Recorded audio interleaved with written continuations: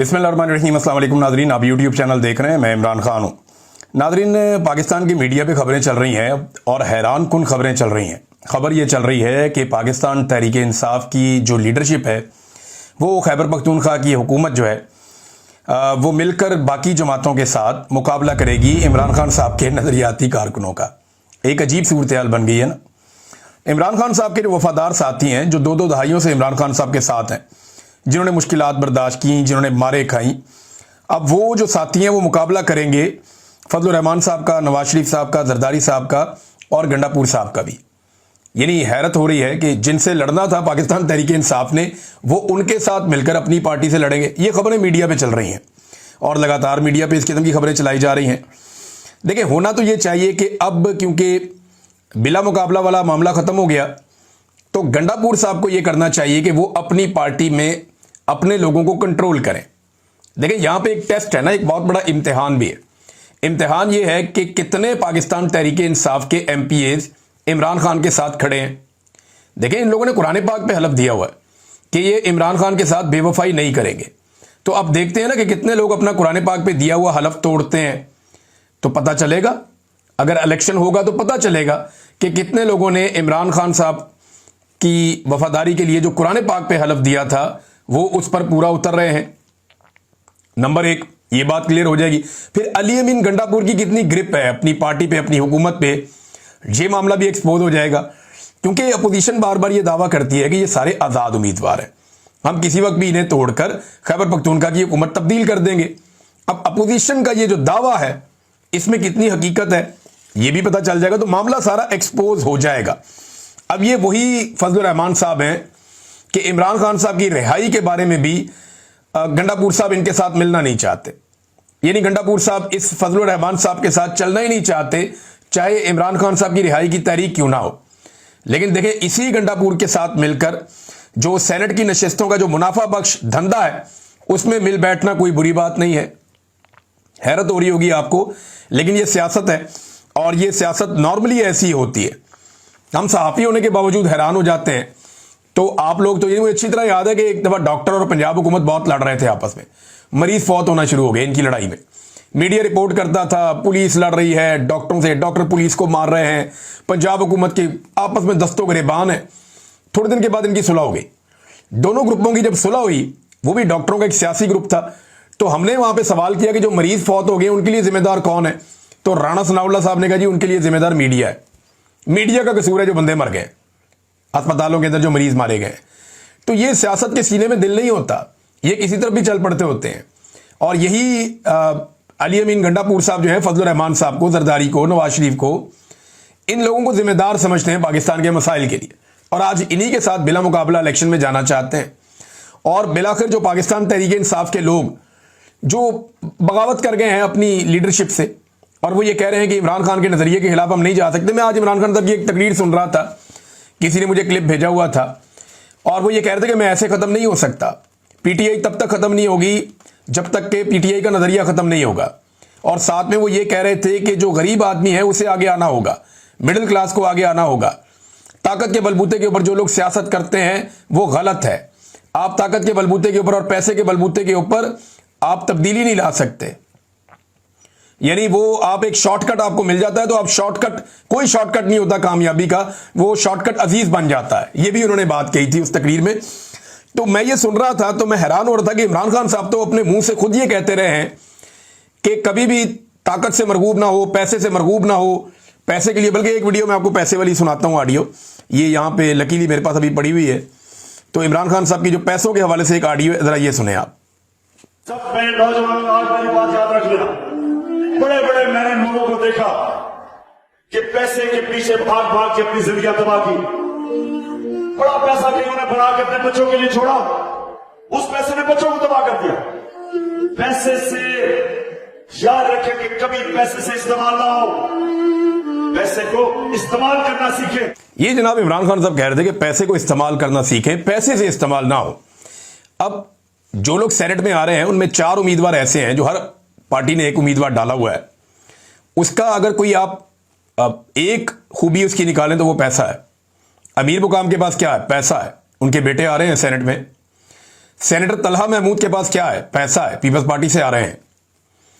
दिलावर खान क्या है जी? पैसा है, फजल रहमान साहब सपोर्ट कर रहे हैं। एक उनकी पार्टी और एक मिर्जा अफरीदी, इनका क्राइटेरिया क्या है सिलेक्शन का? पैसा है।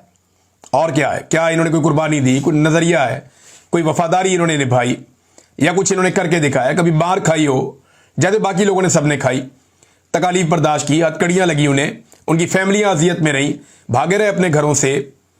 तो ये सारी सूरत हाल में इन लोगों को बिल्कुल भी नजरअंदाज ही कर दिया गया बेचारों को। तो इनका जो क्राइटेरिया वो तो पैसा है। इमरान खान साहब कुछ और कह रहे हैं, पार्टी का फैसला कुछ और बता रहा है। अगर ये 92 वोट जो पाकिस्तान तहरीके इंसाफ के हैं, अगर ये नहीं पड़ते पाकिस्तान तहरीके इंसाफ के उम्मीदवारों को, तो एक चीज तो साफ हो जाएगी कि पाकिस्तान तहरीके इंसाफ के अंदर गद्दार मौजूद हैं, या एमपीएस ऐसे मौजूद हैं जो कहीं और वोट डाल रहे हैं या अपना वोट बेच रहे हैं। तो चले कम से कम कौम को यह तो पता चले कि अगर ये 92 हैं तो इनमें से कितने ऐसे हैं जो पूरी ताकत से इमरान खान और उसके नजरिए के साथ खड़े हैं और ये अपनी पार्टी को, अगर ये 92 के 92 वोट अगर डल जाते हैं ना पाकिस्तान तहरीके इंसाफ को, याद रखिएगा जनरल नशिस्तें 4 ये लेना चाह रहे थे, इनको 5 मिल जाएंगी। लेकिन लोग कहते हैं कि 23 बिक जाएंगे, कोई कहता है 20 बिक जाएंगे, कोई कहता है 19 बिक जाएंगे। बहरहाल देखते हैं कितने बिकते हैं। जो बिकेगा उसने भी एक दिन मरना है, जो नहीं बिकेगा उसने भी एक दिन इस दुनिया से जाना है। जाना तो सारों ने और हिसाब भी सारों ने देना है। तो बिकने वाला भी अपने रब के सामने खड़ा होगा और जो नहीं बिकने वाला है वो भी अपने रब के सामने खड़ा होगा। जो अपना ईमान बेचेगा, अपना हलफ तोड़ेगा, वो भी रब के सामने खड़ा होगा, और जो नहीं तोड़ेगा वो भी अपने रब के सामने खड़ा होगा। वो क्या हालत हो रही थी उसकी एहराम के अंदर, जो तफ्तीशी ऑफिसर है वो जो गया हुआ है, एक गवाह जो वहां पे हलफ नहीं ले रहा था कि मुझ पे अल्लाह का कहर नाजिल हो अगर मैं झूठ बोलूं, तो वो ये बात कहने के लिए तैयार नहीं था। एहराम में वहां पे मौजूद था, वो हरम में या मक्का में, तो वो ये बात नहीं कह पा रहा था, खौफजदा था, डरा हुआ था। अभी तो सिर्फ मक्का पहुंचे, जब अल्लाह के हुजूर पहुंचेंगे तो सोचे क्या होगा। तो कोई भी चीज करने से पहले कम से कम ये जरूर सोचें कि मेरा रब क्या सोचेगा। देखिए, मैं इनके आईएसआई के पास से मेरे से झूठी गवाही मांगते थे ना, ये कहते थे झूठी गवाही दो, झूठी गवाही दो। इनको इमरान खान के खिलाफ एक झूठी गवाही चाहिए थी और एक इनको चाहिए थी फैज हमीद जर्नैल के खिलाफ झूठी गवाही। तो मैंने कहा जी फैज तो मैं कभी मिला ही नहीं और इमरान खान से मैंने कोई इंस्ट्रक्शन नहीं ली, जो मैंने किया मैंने खुद ही किया, तो वो मेरे खाते आप डाल दें, मैंने किया, मैं जिम्मेदारी उसकी कबूल कर रहा हूं। दूसरा, वो नवाज शरीफ के लिए सपोर्ट मैंने एक दिन एक ऑफिसर को यह कहा था कि अल्लाह ताला ने कुरान पाक में भी हुक्म दिया, मैं झूठी गवाही नहीं दे सकता, मैं अपने अल्लाह को क्या मुंह दिखाऊंगा। तो आपको यह बात अपने दिमाग में रखनी चाहिए और आपको रखनी पड़ेगी, वरना हम सब नहीं पेश होना अपने रब के आगे, तो ये जवाब देना बहुत मुश्किल हो जाएंगे। अब ये जो 92 लोग हैं, इनका बहुत बड़ा इम्तिहान है, अली अमीन गंडापुर का बहुत बड़ा इम्तिहान है कि वो अपनी पार्टी के साथ खड़े होते हैं या मीडिया की खबरों के मुताबिक वो पीडीएम की जमातों के साथ मिलकर अपनी पार्टी के नजरियाती जो कारकुन है इमरान खान के पुराने साथी, उनके खिलाफ एक महाज खड़ा करते हैं। देखते क्या होता है। लेकिन इन लोगों ने साबित कदमी से मुसीबत में डाल दिया सारों को और पीछे हटने के लिए तैयार नहीं है। नाज़रीन, 9 मई के ऊपर बड़े बड़े सवालात खड़े हो गए, बहुत बड़े बड़े सवालात। यानी अगर 9 मई एक सच्चा मुकदमा है या 9 मई के बारे में जो कुछ भी कहा गया वो सच है, तो फिर झूठे गवाहान क्यों सामने आ गए? ये गवाहान हर चीज में झूठे साबित हो रहे हैं। एक बंदा जो तफ्तीश कर रहा है वो वहां का है ही नहीं जहां की तफ्तीश कर रहा है। एक बंदा जिस चीज की तफ्तीश कर रहा है उस जगह पे कभी गया ही नहीं। जो बंदा गवाही दे रहा है वो उस मुकाम पे कभी मौजूद ही नहीं था जहां गवाही दे रहा है, और लॉजिकली वहां मौजूद हो भी नहीं सकता, वो तो छुट्टी पे घर गया हुआ था। यानी और डंडे 30 दिन के बाद सड़क से बरामद हो रहे हैं, शेरपाव ब्रिज से, कि ना हमने 30 दिन बाद वहां से जाके डंडे उठा लिए, वहां रेगुलर सफाई होती है, फिर भी डंडे वहां से बरामद हो रहे हैं 30 दिन के बाद। ऐसी ऐसी बोंगियां और ऐसी ऐसी चीजें हैं इस सारे मुकदमे के अंदर कि बंदा हैरान रह जाता है। फर्क हुआ है सारे मुकदमे। यानी एक केस के ऊपर अभी ये इंतजार हुसैन पंजूता साहब ने जस्टिस आलिया नीलम साहिबा जो चीफ जस्टिस हैं लाहौर हाई कोर्ट की, उनके लिए एक बड़ी जबरदस्त चीज सामने रखी है। उन्होंने कहा 9 मई की जो असल हकीकत है जरा सुन लें आप। सरगोदा के एक केस में 3 मुल्जिमान तारक, हमजा और जफरुल्ला, इन पर एक जैसा इल्जाम था। तारक और हमजा ने प्रेस कॉन्फ्रेंस करके तहरीके इंसाफ को छोड़ दिया, जबकि जफरुल्ला डट गया, उसने इनकार कर दिया। रिकॉर्ड के मुताबिक जफरुल्ला के पास से जो बंदूक बरामद हुई वो तारक के डेरे से जाके बरामद की गई, लेकिन तारक तो क्योंकि प्रेस कॉन्फ्रेंस कर गया था, तारक तो क्योंकि पाकिस्तान तहरीके इंसाफ छोड़ गया था, वो तो निकल गया था, लिहाजा तारक होगा बेगुनाह, हमजा भी होगा बेगुनाह, और वो बेचारा जो जफरुल्ला है जिसने पाकिस्तान तहरीके इंसाफ को नहीं छोड़ा वो गुनाहगार हो गया। और बाकियों को कभी अदालत में बुलाया ही नहीं गया। यह है असल हकीकत। जिसने प्रेस कॉन्फ्रेंस कर दी उसका केस खत्म, जबकि जिसने इनकार कर दिया उसे सजा दिलवाई जा रही है। यह है जनाब सूरत हाल। अच्छा, जिस तरह का ये 9 मई के मुकदमे उलट गए हैं ना, आप फर्ज करें एक जुमला या कोई एक ऐसा फैक्ट मिल जाता नवाज शरीफ को, जब नवाज शरीफ पे मुकदमे चल रहे थे, या मरियम नवाज को एक छोटा सा फैक्ट मिल जाता, या जरदारी को एक छोटा सा फैक्ट मिल जाता, उसके अपने केस के दौरान जो एक मजबूत फैक्ट बन जाता या उसको उसका फायदा हो रहा होता, तो पाकिस्तान में इनकी जमातों ने जमीन आसमान एक कर देना था, जमीन आसमान के कलाबे मिला देने थे। इनसे सवाल कोई होना था, इन्होंने जवाब ये देना था। इन्होंने हर जगह पे, हर फोरम के ऊपर इस आवाज को उठाना था, इंटरनेशनली, नेशनली, हर जगह पे इन्होंने इस इशू पे बात करनी थी। लेकिन पाकिस्तान तहरीक इंसाफ को इतनी बड़ी कामयाबी हुई है, इसको अल्लाह ताला की आप मदद कहेंगे ना, कि मुकदमात बनाने वालों में इतना तकब्बुर था और वो इतने अपनी ताकत में बदमस्त थे कि उन्हें इस बात का ख्याल ही नहीं रहा कि मुकदमा बनाते हुए किन चीजों का ख्याल रखना है। उन्होंने ऐसे भोंडे अंदाज में मुकदमात बनाए और ऐसे फारग मुकदमात बनाए और ऐसे गवाह और मुद्दई खड़े किए कि सारा मामला ही फारग हो गया। आज 9 मई का बयानिया जबरदस्त हो गया है, लेकिन पाकिस्तान तहरीक इंसाफ इस पर आवाज उठाने को तैयारी नहीं। ओ भाई निकलो, इसके ऊपर प्रेस कॉन्फ्रेंस करो, बैठो, इस पे बात करो। उन्हें मुसीबत पड़ी हुई है कि मिर्जा अफरीदी को हमने सेनेटर कैसे बनवाना है। पता नहीं किधर से उनको ऑर्डर आ गया कि मिर्जा अफरीदी को हमने सेनेटर बनाना है, बाकी सब कुछ जाए भाड़ में। लीडर जेल में सड़ रहा है, उसकी बुरी हालत कर दी है, उसकी बहन बता रही है, बाकी लोग बता रहे हैं कि इमरान खान को लगातार विक्टिमाइज कर रहे हैं। वो एक स्टेटमेंट इमरान खान साहब का वायरल हो रहा है, इसमें वो कह रहे हैं कि जानवरों से बदतर मुझसे सलूक किया जा रहा है, जहां मुझे रखा हुआ है जो मेरे साथ ये कर रहे हैं, और लगातार कर रहे हैं। और ये करके हासिल क्या करना चाहते हैं, ये एक बड़ी अजीब बात। एक तो पाकिस्तान तहरीक इंसाफ को इस पे बोलना चाहिए था बतौर अपोजिशन जमात। जितनी बड़ी कामयाबी इमरान खान को मिली थी वो सुरखरू हो गया था इस मामले में, लेकिन बोले नहीं इस पे। अब दूसरी तरफ जनाब, जो लोग इमरान खान के साथ ये कर रहे हैं ना, वो क्या समझते हैं कि इससे वो इमरान खान को गिरा लेंगे या कमजोर कर लेंगे। मैं आज इमरान खान का एक स्टेटमेंट सुन रहा था, ये स्टेटमेंट भी आप सुने। अच्छा, इनके साथ जरा म्यूजिक लगे हुए स्टेटमेंट्स के साथ थोड़ा बर्दाश्त कर लीजिएगा। ये वाले पहले वाले के साथ तो बहुत ज्यादा लगा हुआ था। ये जरा एक और स्टेटमेंट इमरान खान का सुनिए। इस स्टेटमेंट को पाकिस्तान की एस्टेब्लिशमेंट ने हल्के में ले लिया। उन्होंने सोचा कि शायद सारे ही बोलते हैं, ये भी बोलता है, लेकिन इमरान खान ने जो कहा वो करके भी दिखाया। जरा स्टेटमेंट सुने आप। ना आज तक मैं कभी किसी के सामने झुका हूं,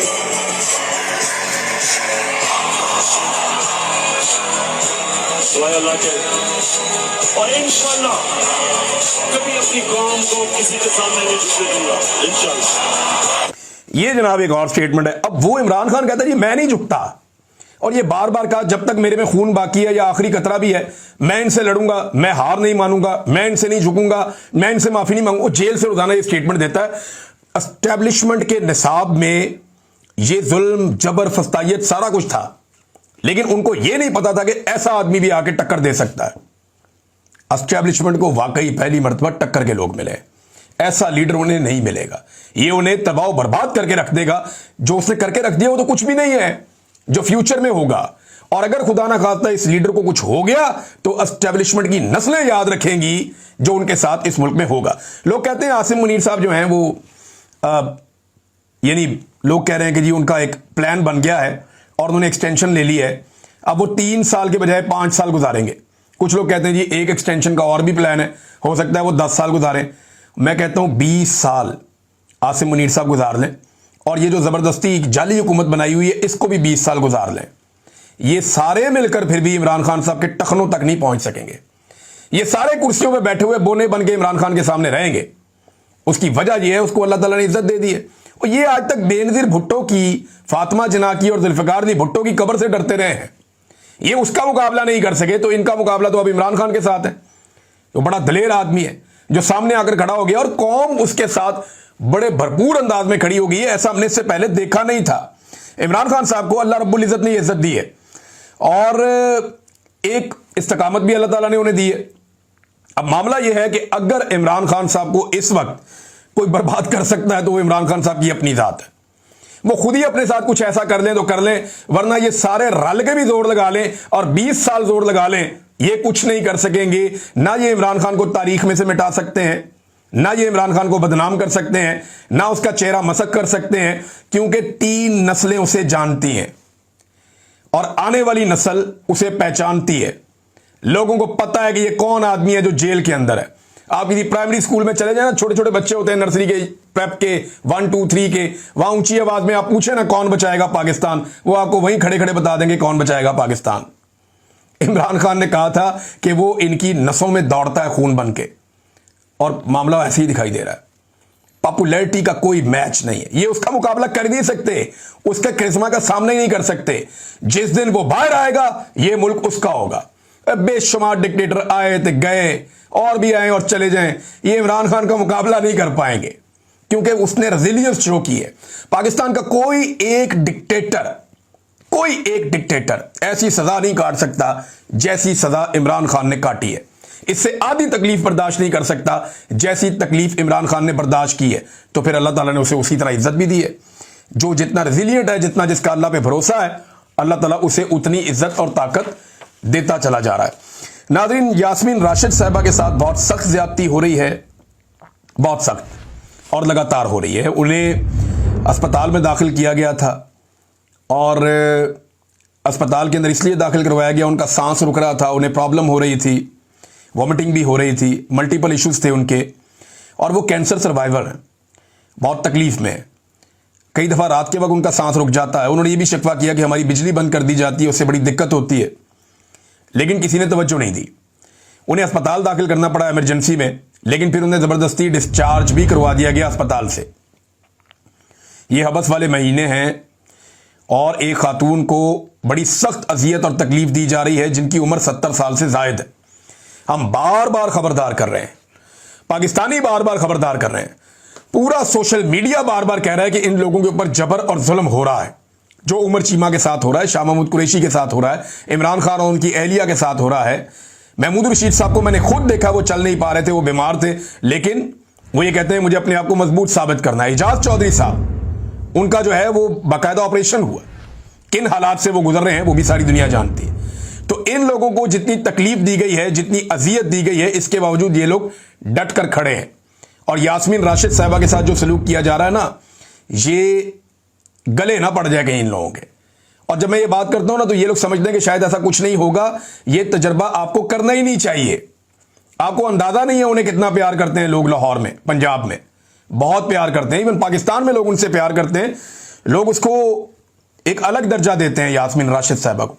लेकिन आपने ये तजर्बा करना है, आप ये कर रहे हैं, और नफरत हर गुजरते दिन के साथ बढ़ती जा रही है। चाहे वो बलूचिस्तान हो, वहां पे आप लोगों को दीवार से लगा रहे हैं, चाहे वो कबायली इलाके हो, वहां पे लोगों को दीवार से लगा रहे हैं, चाहे खैबर पख्तूनख्वा हो, वहां पे लोगों को दीवार से लगा रहे हैं। पंजाब के अंदर तो हद कर दी है जुल्म और बर्बरियत की, लोगों को दीवार से लगाया हुआ है। इस्लामाबाद को एक जेल की तरह बना दिया है। पूरे मुल्क के अंदर आपने इलाका कौन सा छोड़ा है जहां पे इंसान अपनी मर्जी से, आज़ादी से सांस ले रहे हो?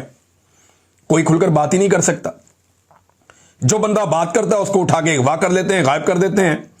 और शौक किस तरह के पूरे किए जा रहे हैं, ये एक और शौक पूरा हुआ। ये देखिए जरा आप, ये देखिए आप, ये जनाब पीपल्स पार्टी रहनुमा कह रहे हैं, और उनके मुताबिक कमरुज़्ज़मान कायरा ने कई साल कबल स्पेशल एजुकेशन सेंटर लाला मूसा बनवाया था। आज उसका नाम भी तब्दील करके वज़ीर आला पंजाब के नाम पे रख दिया गया है। यानी कोई बिल्डिंग, कोई जगह, कोई लैट्रीन, कोई गाड़ी, कोई कचरा उठाने वाली गाड़ी, कोई गटर का ढक्कन, कोई चीज रह ना जाए जहां पे ये खानदान अपनी मशहूरी ना करे। यानी मैं हैरान हो गया हूं कि हर जगह पे इन्हें अपनी मशहूरी करनी है, हर जगह पे इन्हें अपनी मोहर लगानी है।